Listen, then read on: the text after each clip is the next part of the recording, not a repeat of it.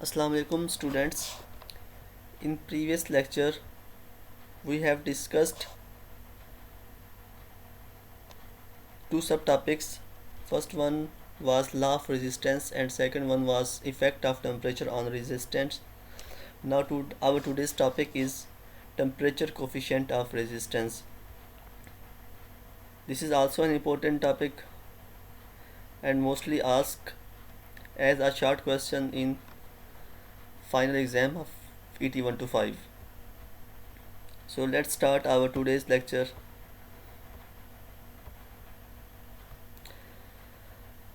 If we define that what is temperature coefficient of resistance, here is its definition.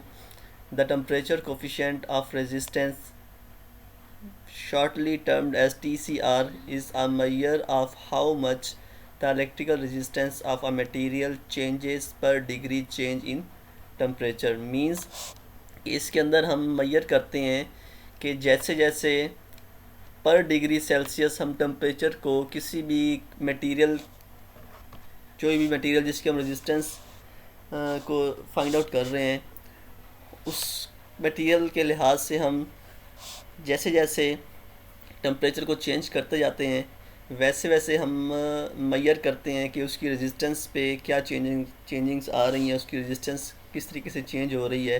तो इस चीज़ को major करने को ही हम बोलते हैं क्या, टेम्परेचर कोफिशिएंट ऑफ रेजिस्टेंस। इसको हम इसकी बात करें कि इसको रिप्रेजेंट किस तरीके से करते हैं, तो temperature coefficient of resistance represented by Greek letter alpha. तो ये इसका सिंबल है जिसकी मदद से हम जो है टेम्परेचर कोफिशिएंट ऑफ रेजिस्टेंस को शो करते हैं और इस लेटर को अल्फ़ा पढ़ा जाता है। तो नेक्स्ट है कि इसका हम फार्मूला देखें।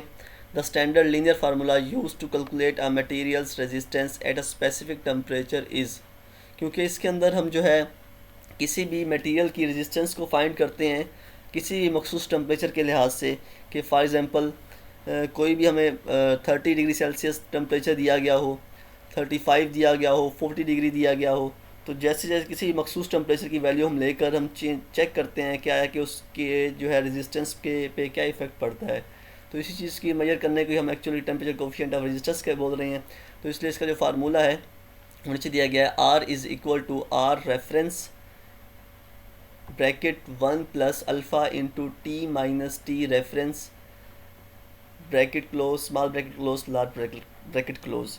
So here it is the formula to find out the temperature coefficient of resistance. इसके अंदर ये जो अल्फ़ा है यूँ हमें शो कर रहा है temperature coefficient of resistance को। So इसके अंदर हम देखेंगे जो टर्म्स हमने डिफरेंट यूज़ की हैं, आर रेफरेंस या टी और टी रेफरेंस, ये क्या चीज़ है इसको हम देखते हैं अभी। यहाँ पर जो है here R is conductor resistance at temperature T। For example हम जिस टेम्परेचर के ऊपर जो है फॉर एग्ज़ाम्पल जैसे हमने रूम टेम्परेचर की बात की थी, रूम टेम्परेचर होता है 20 to 25 डिग्री सेल्सियस हम लेते हैं नॉर्मली। इसके अलावा जो भी टेम्परेचर, जिस टेम्परेचर पर हम रेजिस्टेंस को फाइंड आउट करना चाह रहे हैं, उस टेम्परेचर के ऊपर जो हमें रेजिस्टेंस मिलेगी उसको हम बोल रहे हैं यहाँ पर R. So R is conductor resistance at a temperature T. T temperature वो है जिस पे हम फाइंड आउट करना चाह रहे हैं रेजिस्टेंस को, कि वो उस टेम्परेचर पर उस मटेरियल की कितनी रेजिस्टेंस है। इसके अलावा अगर हम आर रेफरेंस की बात करें तो रेफरेंस रेजिस्टेंस जो है ये क्या होती है, conductor resistance eight reference temperature T reference usually 20 degree Celsius but sometimes 0 degree Celsius. तो ये रेफरेंस रेजिस्टेंस वो रेजिस्टेंस कहलाती है जो कि रूम टेम्परेचर पे होती है। ये नॉर्मली हम 20 डिग्री सेल्सियस भी लेते हैं, डिफरेंट कंट्रीज़ में डिफरेंट जो है रूम टेम्परेचर की वैल्यूज़ हो सकती हैं। तो ये 20 to 25 डिग्री सेल्सियस तक इस रेफरेंस जो है टेम्परेचर को हम ले सकते हैं।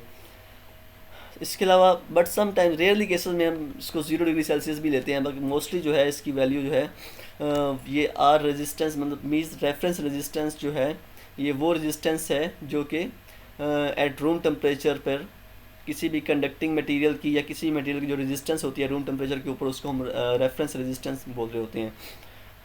इसके अलावा जो अल्फ़ा है, अल्फ़ा हम पढ़ चुके हैं कि ये टेम्परेचर कोफिशिएंट ऑफ रेजिस्टेंस को शो करता है। सो alpha is temperature coefficient of resistance for conductor material. अच्छा, ये डिफरेंट मटेरियल्स, ये इंसुलेटिंग मटेरियल या सेमी कंडक्टिंग मटेरियल का भी हो सकता है।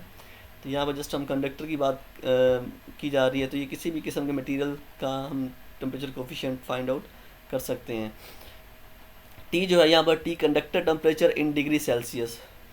टी जो है ये किसी भी जो कंडक्टिंग मटेरियल है, जो भी हम मटेरियल यूज़ कर रहे हैं, जिसका हम रेजिस्टेंस फाइंड आउट करना चाह रहे हैं, उसका जो टेम्परेचर होगा डिग्री सेल्सियस के अंदर, ये टी वो टेम्परेचर है। और रेफरेंस टेम्परेचर वो है reference temperature that alpha is specified at for the conductor material. तो रेफरेंस जो है रेफरेंस टेम्परेचर वो टेम्परेचर है जो हम किसी भी जिस पर हमें स्पेसिफाई करना है उस कंडक्टर की मटेरियल की जो रेजिस्टेंस फाइंड आउट करना चाह रहे हैं, उस चीज़ को यहाँ पर टी रेफरेंस का नाम दिया गया है। तो ये जो है इसको रीअरेंज करके हम यहाँ पर अल्फ़ा की वैल्यू निकाल सकते हैं। मीन्स अगर हम चाहते हैं कि हम जब टेम्परेचर कोफिशिएंट और रेजिस्टेंस फाइंड आउट करना चाह रहे हैं, तो बाकी टर्म्स को हम लेफ़्ट साइड पे ले जाएंगे और उसको रीअरेंज करके हम जो है टेम्परेचर कोफिशिएंट ऑफ रेजिस्टेंस किसी मटेरियल का फाइंड आउट कर सकते हैं। अब हम क्लासिफिकेशन ऑफ मटेरियल्स के लिहाज से मटेरियल की क्लासिफिकेशन जो हम पीछे पढ़ के आ चुके हैं कि 3 तरह के मटेरियल्स होते हैं, या कंडक्टर या इंसुलेटर या सेमी कंडक्टर। अगर उनके लिहाज से देखें कि डिफरेंट मटेरियल्स का जो टेम्परेचर कोफिशिएंट ऑफ रेजिस्टेंस उनका क्या होता है, उनका बिहेवियर किस तरीके से होता है, उसको हम बात करें तो यहाँ पर बताया गया है materials react differently to heat based on their molecular structure. जैसे हम जानते हैं कि जो है कंडक्टिंग मटेरियल्स कंडक्टर जितने भी होते हैं उनकी जो मॉलिक्यूलर स्ट्रक्चर डिफरेंट होती है, उनके अंदर फ्री इलेक्ट्रॉन्स ज़्यादा होते हैं। इसके अलावा अगर हम इंसुलेटर या सेमी कंडक्टर्स की बात करें तो उसके अंदर फ्री इलेक्ट्रॉन्स नहीं होते, जिसकी वजह से उनमें से करंट फ्लो नहीं कर पाता। इसके अलावा अगर हम सेमी कंडक्टर की बात करें तो वो रूम टेम्परेचर पर एज इंसुलेटर बिहेव कर रहे होते हैं, और जैसे जैसे टेम्परेचर को इंक्रीज़ करते हैं तो उनकी जो है कंडक्टिंग प्रॉपर्टी वो बढ़ती जाती है। तो इस लिहाज से हम temperature coefficient of resistance material के लिहाज से इनको दो हिस्सों में डिवाइड किया गया है। एक होता है first positive temperature coefficient of resistance, जिसको पीटीसी बोल सकते हैं। दूसरा negative temperature coefficient of resistance, जिसको हम एनटीसी भी कह सकते हैं।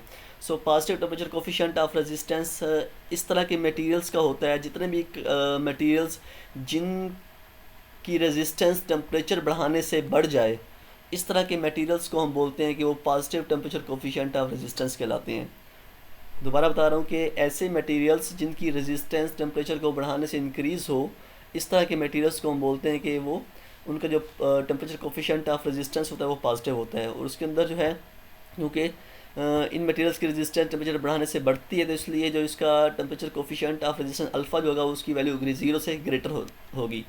अब ये किस मटेरियल्स की जो कौन से मटेरियल्स हैं वो positive temperature coefficient of resistance कहलाते हैं। जितने भी हमारे कंडक्टिंग मटेरियल्स या मेटल्स होती हैं, जिनके अंदर कॉपर, सिल्वर, गोल्ड और एल्युमिनियम, ये सब कंडक्टिंग मटेरियल्स हैं। ये जितने भी कंडक्टिंग मटेरियल्स हैं ये positive temperature coefficient of resistance कहलाते हैं। मतलब क्या कहने का कि इनकी जो रेजिस्टेंस है, जैसे जैसे टेम्परेचर हम इन मटेरियल्स का कंडक्टिंग मटेरियल्स का बढ़ाते जाएंगे, वैसे वैसे इनकी रेजिस्टेंस भी इंक्रीज़ होती जाएगी। अब ऐसे क्यों होता है? क्योंकि हम जानते हैं कि इन कंडक्टिंग मटेरियल जितने भी होते हैं इनके अंदर फ्री इलेक्ट्रॉन्स ज़्यादा होते हैं। तो जैसे जैसे हम टेम्परेचर बढ़ाते हैं तो इन फ्री इलेक्ट्रॉन्स की जो कोलिजन है, टकराव है, वो बढ़ता है, जिसके नतीजे में जो है ये जो है करंट को ईजिली फ्लो आउट नहीं करने देते। मतलब इनके अंदर क्या होता है कि जो मॉलिक्यूल्स जो हैं वो उनके अंदर में कोलिजन बढ़ता है, जिसकी वजह से जो फ्री इलेक्ट्रॉन्स हैं वो ईजिली जो है फ्लो नहीं कर पाते, जिसकी वजह से हम बोलते हैं कि इनका टेम्परेचर जो बढ़ाने से रेजिस्टेंस जो है वो इंक्रीज़ होती रहती है। नेक्स्ट टाइम हमारे पास negative temperature coefficient of resistance. इनकी हम रेजिस्टेंस की बात करें तो टेम्परेचर बढ़ाने से इनकी रेजिस्टेंस कम होती है, तो इसलिए यहाँ पर जो अल्फ़ा है वो लेस देन 0 बताया गया है। मतलब क्या कि ये रिवर्स है, उलट है कि इसके अंदर हम जैसे जैसे टेम्परेचर बढ़ाते जाएंगे तो ये इनकी प्रॉपर्टी चेंज होती जाएगी, इनकी रेजिस्टेंस कम होती जाएगी, ये फ्राम इंसुलेटर टू द या semi conductor to the conducting material की तरफ शिफ्ट होते जाएंगे। तो इनकी जो हम रेजिस्टेंस होती है वो टेम्परेचर को बढ़ाने से कम होती जाती है। इसके अलावा बात करेंगे found in semi conductor and insulators like carbon, silicon and germanium. जितने भी हमारे मोस्टली जो सेमी कंडक्टिंग मटेरियल्स होते हैं, कार्बन, सिलिकॉन और जर्मीनियम, ये सब हमारे नेगेटिव इन एटम्स से या इन मटेरियल से जितने भी हमारे मटेरियल्स बने होते हैं वो सारे negative temperature coefficient of resistance कहलाते हैं। और ये हम जानते हैं कि सेमी कंडक्टर मटेरियल्स होते हैं ये रूम टेम्परेचर के ऊपर बिहेव करते हैं एज अ इंसुलेटर, और जैसे जैसे टेम्परेचर बढ़ाते जाएंगे वैसे वैसे इनकी प्रॉपर्टी जो है फ्रॉम इंसुलेटर टू कंडक्टर की तरफ शिफ्ट होती जाएगी। अब इसके अंदर क्यों होता है, ऐसा होता है कि heat releases extra free charge carriers improving conductivity faster than the atomic collision can slow it down. क्योंकि इसके अंदर हम जानते हैं कि फ्री इलेक्ट्रॉन्स जो है नॉर्मली इनके अंदर फ्री इलेक्ट्रॉन्स नहीं होते, तो जैसे जैसे हम इनका टेम्परेचर बढ़ाते हैं तो इनके जो वैलेंस शेल होते हैं उनमें से इलेक्ट्रॉन्स इमिट होते हैं और वो कंडक्शन बैंड की तरफ मूव करते हैं और वो फ्री हो जाते हैं, और उसके बाद ये जो है ट्रैवल करना या मूव करना स्टार्ट कर देते हैं। इसलिए हम कहते हैं कि इनके अंदर जैसे जैसे हीट बढ़ाते जाएंगे वैसे वैसे क्या होता जाएगा, इनके अंदर charge carriers means free electrons जो है वो इंक्रीज़ होते जाएंगे, और एक वक्त ये आएगा कि वो उनकी उस तरीके से जो कंडक्टिंग प्रॉपर्टी है वो भी बढ़ती जाएगी, और वो जो है नॉर्मली इंसुलेटर बिहेव कर रहे थे तो अब वो है कंडक्टर के तौर पर बिहेव करना स्टार्ट कर देते हैं। तो ये था आज का हमारा टॉपिक, जिसके अंदर हमने टेम्परेचर कोफिशिएंट ऑफ रेजिस्टेंस को देखा और इसके अलावा उसका फार्मूला डिस्कस किया। इसके अलावा मुख्तलिफ मटेरियल्स के जो टेम्परेचर कोफिशिएंट ऑफ रेजिस्टेंस वो किस तरीके से होते हैं, हमने क्लासिफिकेशन देखी, positive temperature coefficient of resistance को पढ़ा, इसके अलावा negative temperature coefficient of resistance को स्टडी आउट किया। तो इसके हवाले से कोई भी आपको कन्फ्यूजन हो तो वो आप मुझसे कमेंट सेक्शन के अंदर you may ask from me in comment section, तो आप मुझसे कमेंट सेक्शन के अंदर पूछ सकते हैं। तब तक आप इस लेक्चर को बार बार सुनिए, अपना ख्याल रखिए। इंशाल्लाह नेक्स्ट लेक्चर के अंदर जो है हम नेक्स्ट टॉपिक को स्टडी आउट करेंगे।